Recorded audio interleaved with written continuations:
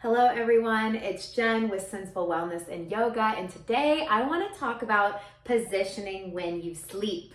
I think this is one of the top things that I get questions on my TikTok page, and a lot of the videos that have gone out to the most people have been related to sleeping positions. So it's so much information, it's hard to really express and explain it all in short, sweet videos. So I wanted to make this so that I can actually fully talk it out.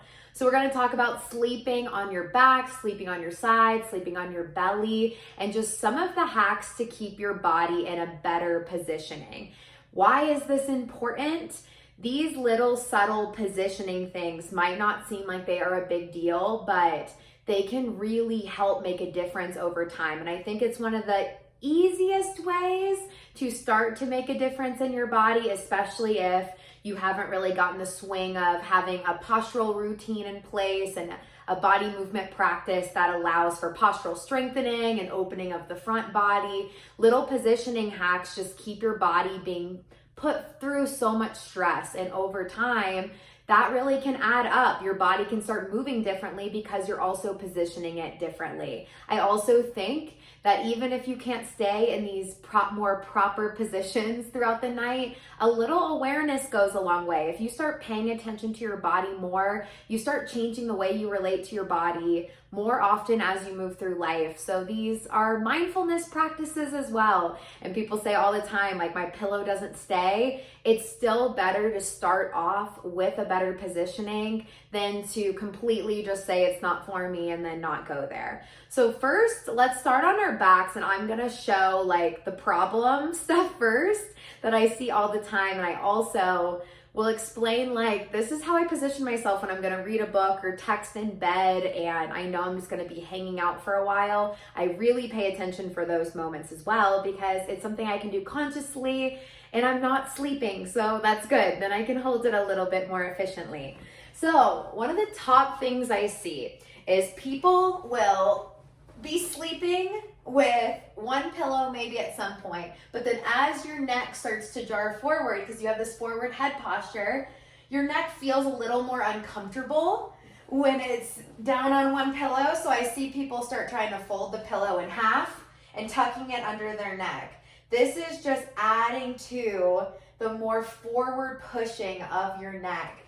Then slowly you're going to start to want two pillows. You're gonna get to a point where you are pushing your neck from your shoulders so poorly, and that leads to a lot of compression on the disc in your neck. And over time, when a disc is compressed for long, this can lead to nerve impingement. It can lead to actual disc breakdown, which can cause a lot of pain and dysfunction in your neck. So first rule of thumb for the neck and shoulders is we don't want to just be pushing things underneath our neck. If it's getting really tough on your neck to stay laying down with one pillow, and even with one pillow, let me show with ones that are a little more accurate here. It can really help to play with turning the pillow vertically. So let's talk about that. So when you do this, your neck and shoulders are actually more in one alignment. So instead of just pushing the head forward and having it separate of the shoulders, we know that that translates to kind of this. Normally, you can try sliding it down a little bit to where it's adding in your shoulders. So neck and shoulders are more in line, or you can play with the vertical pillow. So if you are to where you are needing a couple pillows, line them up vertically, and let's look at that. That just looks a lot better, neck to shoulders. But then what this problem can create is, although the neck and shoulders feel really good, we are tipping, because the elbow is tipping down, we're tipping our shoulder heads forward. So then this can cause a little bit more compression to the front of the shoulders. So how we accommodate for that, I use my Squishmallows, is to have some sort of support underneath the arms. So we're almost to my proper reading position I like to do anyway. I like to add in one pillow underneath the knees. I'll talk about that in a second. But yeah, then you're supporting under. Now we have a good shoulder to elbow alignment. If you're sleeping, I recommend kind of pulling it in to where we're not in this deep internal rotation. It's just kind of sitting here. And if you sleep on your back, this is gonna feel like really heavenly. And I think the goal would be, think of neck and shoulders together and then get to where you're using less pillows. So it's just a better positioning without needing so much. But this is honestly super comfortable. And this is like my go-to texting and reading position. Now to talk a little bit about the pillow underneath the knees. So the sensation that often makes you want to turn a leg out or cross in some way. Some people think we'll go like this. A lot of that is just due to the fact that when you have your legs straight, it turns on your core a little bit more, and it can also put a little more pressure on your back, especially if you have hip flexor tightness, which is something that should be addressed, not just with positioning, but we're talking about how to kind of get comfy here. So when you put a pillow under the knees, you're turning off, first of all, you get a little bit of traction through the low back, but you're also giving the hip flexors a little bit of relaxation. And because you're doing that, it's less of an urge to then turn your leg out. That is often supplementing for the fact that the front of the hip is really tight and is kind of turning it, but this compresses our back. I'm gonna talk about that in a few other positions as well. So when we have a pillow under, that can feel really relieving, and you don't even have to stay like that all night, but I feel like it feels really nice for when you're just hanging out. So over time, we're gonna try to get rid of a second pillow if we worked our way up. That honestly can be a little harder when you're texting and reading, because it's nice to kind of have that elevation. And then you wouldn't need as much under the arms. I like Squishmallows because they just kind of collapse to your body weight. They're like really pliable, I guess is the right word. And I have like 100 of these. So that's a side note. All right, let's talk about laying on our side next. So top positions I think we go to. First of all, for those who have double pillow, you could be like that. We usually have the bottom arm just kind of compressed forward. And I think for a lot of people, we have this knee just collapsing forward. Our chest is then really rounded and we're just letting that top shoulder fall forward.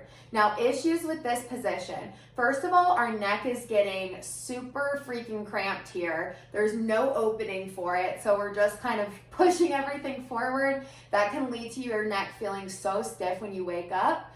Also, this top shoulder just collapsing forward really adds to that forward rounded shoulder positioning that we can have as we move through our day. We already have enough issues with this with using technology more, so letting it just go into a full collapse at night can just be something that's really avoidable. That can, not only help your shoulder and neck feel better in the morning, but also we're not adding to the chest getting tight.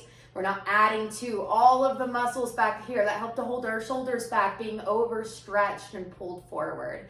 Now, the knee collapsing forward, if you do this adds a lot of rotation through your spine. It really isn't great for the knee to hip alignment. You're putting your hip through a lot of rotation throughout the night. And it's also unilateral, so this can set off a bad imbalance side to side, especially if you're not doing each equally. And if you do keep your legs together, even still, it's usually recommended to put a pillow in between. So the alignment is there versus that hip here is still turning in and we're kind of compressing the bottom one down. So let's go over corrections for this. So first of all, if we could do one pillow, even better.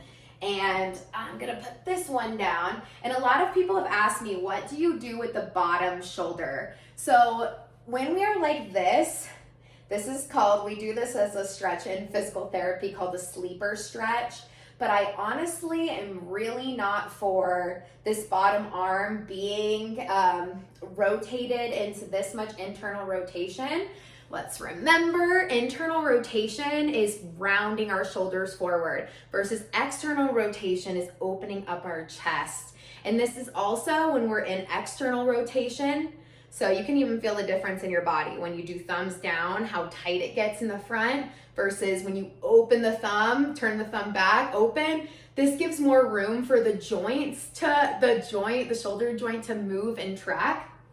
So I am all for turning the palm up of this bottom arm and kind of tucking the pillow to where that feels nice. Now, if you can let the arm fall into a more open position, I think that's really nice to have versus going into a compressed internal. That loads the joint a lot worse than having this one up. Now, if your hand goes numb from this, you can play with alternatives and going back and forth, but I try to always flip my palm when I have an arm tucked underneath.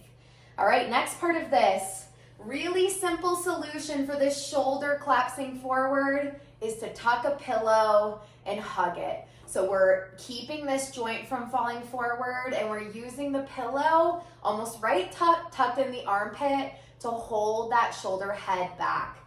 Then you have something nice to cuddle anyway, and that can feel really nice.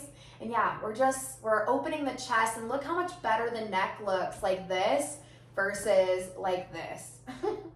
Night and day difference. Then from here, I do two things. Sometimes I use this top hugging pillow to kind of tuck a little bit underneath this bottom hip. And that's almost just to keep my belly from pulling forward. So I play with that some of the time, so that's just an option. But then taking one other pillow, putting it in between the knees, and I recommend you kind of get the ankles involved in that one too, versus having it like this, where then that foot's kind of still sickling in. You can just use the pillow to where it's kind of supporting that foot too. So then we have a nice knee, foot, ankle alignment. We're hugging this pillow, and everything is nice and open and straighter, and honestly feels super cozy. So even if you can only hold this for a little bit and then you get restless, if you're a side to side turner, let's go ahead and talk about that. So I am definitely a toss and turner. It takes me forever to get comfortable. I think having this pillow between the knees, I usually just go into a switch and I take the one I'm hugging with me and then just hug it the opposite way.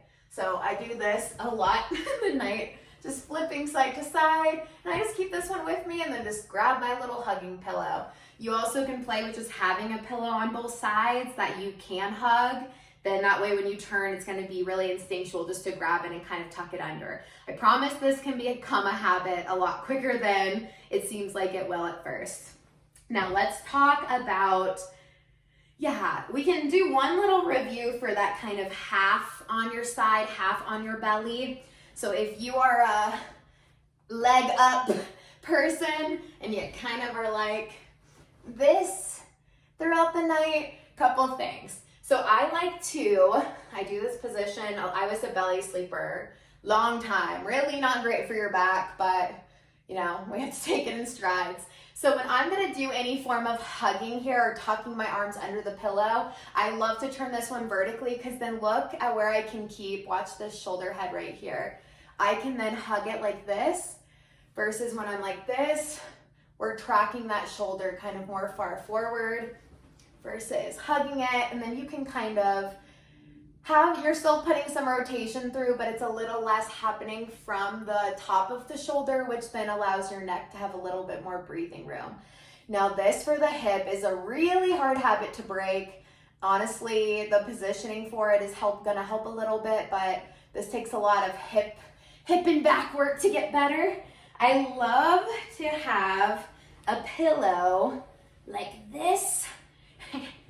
And so what is happening here with this pillow kind of tucked underneath is I'm making the rotation be a little less from the hip.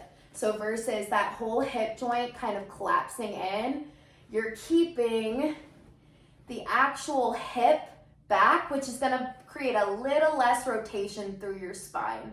So if you can look at the spine there, and once again there, that's putting a lot more rotation through. So if you have a leg up and you do it every time, just support underneath the belly and the hip just to make the rotation a little less. Still not a great habit because you're still training one leg to do this, which over time affects the other side too. But baby steps. The other way to play with, which would be even better, is just to put a pillow underneath the belly and the hips. Once again, that turns off the pressure to your hip flexor, which is usually the reason we have that sensation to rotate our leg out anyway. Then you could play with a vertical pillow to hug like this. You could play like that, and that just looks a little bit less compressing for the spine. Then that way, if you turn side to side, the weight of your body on top of that pillow is gonna stay there. And then if you hike a leg up, your pillow is still in a position where it's a little less stress on your body. Besides that, I think that kind of covers a lot of the basics for being in the bed. I'm gonna make a part 2 video to this, going over how to position yourself when you're sitting, because that's a whole other thing and you'll need different equipment, different lines of thought. But I hope this was helpful. Thank you for supporting my channel. Please like, please subscribe, and go support my TikTok page, Senseful Wellness, where I'm always putting out content for you guys. Thank you for being here. See you next time.